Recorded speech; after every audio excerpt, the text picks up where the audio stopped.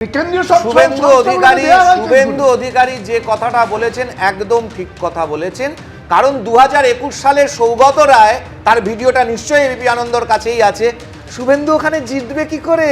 ওখানে তো 30% সংখ্যালঘু আছে। বক্তব্য সৌগত রায়ের।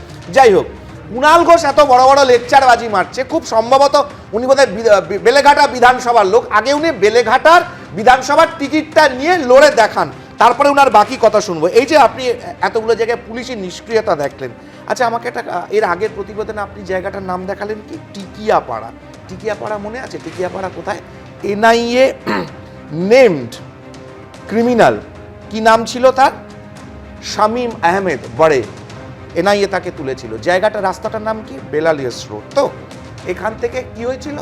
পুলিশকে উড়ন্ত লাথি মারা হয়েছিল এই রাস্তায় কোভিডের সময়, এবং তারপরে পুলিশ আবার গিয়ে তাদেরকে গিয়ে খাবার দাবার চাল ডাল তুলে নিয়ে এসেছিল। আচ্ছা, 10 মিনিটের মধ্যে আইপ্যাকের অফিসে ডিসি সাউথ পৌঁছে গেল, কলকাতা পুলিশ কমিশনার পৌঁছে গেল। আচ্ছা, এখানে কোথায় ছিল বলুন তো? ওই বেহালাতে ডিসি সাউথ কোথায় ছিল? ডিসি সাউথ কেন পৌঁছতে পারেনি? দেবজিৎ চট্টোপাধ্যায় সে কোথায়?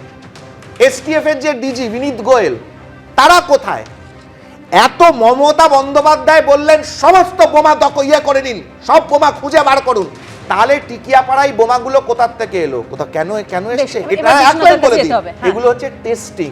ঠিক যে টেস্টিংটা মুর্শিদাবাদে হলো, এই একই টেস্টিং হচ্ছে বোমা জায়গায়, বোমাগুলোকে। বিশ্বনাথ না, আমি কয়েকটা শুধু তথ্য তোমাকে দিতে চাই। দেখো, একটা হলো যে শুভেন্দু অধিকারী যেভাবে বললেন সেটা ঠিক নয়। যেমন বিরোধী নেতা হিসাবে আমি 100% একমত সুমনের সাথে। একইভাবে মমতা বন্দ্যোপাধ্যায় যখন বলে যে দুধেল গাই, অর্থাৎ যে গরু দুধ দেয় তার লাথি খাওয়া ভালো, সেটাও তিনি একটা নির্দিষ্ট সম্প্রদায়ের দিকে তাকিয়েই বলেছিলেন। ফলে মমতা বন্দ্যোপাধ্যায় যেখানে আছে, শুভেন্দু অধিকারীও সেই একই জায়গায় আছে। দ্বিতীয় সেটা হলো যে দেখো, পরিসংখ্যানগত জায়গা থেকে যদি দেখো, এই নন্দীগ্রামে 40টার মতন কোঅপারেটিভের সম্প্রতি 1 বছরের মধ্যে নির্বাচন হয়েছে, 29টাতে বিজেপি জিতেছে, এটা ফ্যাক্ট। আর তৃতীয় সেটা হলো যে লাস্ট যে লোকসভা নির্বাচন, সেই লোকসভা নির্বাচনের নিরিখে 16টা বিধানসভা আছে পূর্ব মেদিনীপুরে, 16টাতেই তৃণমূলের থেকে বিজেপি এগিয়ে ছিল। আর নন্দীগ্রামে 10,000-10,500 ভোটে কিন্তু এগিয়ে ছিল 2024 লোকসভা নির্বাচনের নিরিখে। কিন্তু তারপরেও তুমি যদি দেখো, একটা ভালো রাজনৈতিক সংস্কৃতি তৈরি করতে পারিনি আমরা।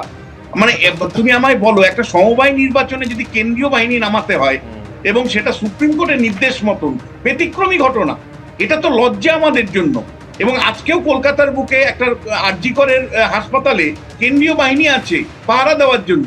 এটা রাজ্যের সামগ্রিক আইন শৃঙ্খলার পরিস্থিতি দেখে। আমি দেখো, তুমি তৃণমূল, বিজেপি ইত্যাদি বলতে পারো, তার বাইরে তো পুলিশ প্রশাসন বলে একটা কথা আছে। এবিপি আনন্দ, এগিয়ে থাকে, এগিয়ে রাখে।